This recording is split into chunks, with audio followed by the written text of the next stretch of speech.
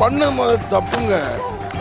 எடுத்தோடனே எவ்வளோ ஆச்சுன்னா சரி மேடம் எதுக்காக திடீர் நைட்டு கால் பண்ணி திடீர்னு பிரஸ் மீட் வச்சு என்னைக்கும் மீட்டிங் போடாத வந்து இல்ல திடீர்னு ஒரு மீட்டிங் போட்டுருக்காங்க அது விஷயம் இல்லாம இருக்கு. கேட்கிற கேள்வியில நாக்க பிடிக்கிட்டு சின்ன திரை விட்டு ஓட போடுது.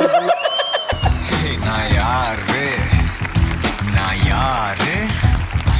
கொய்யால நீ கேளு நான் ராஜா.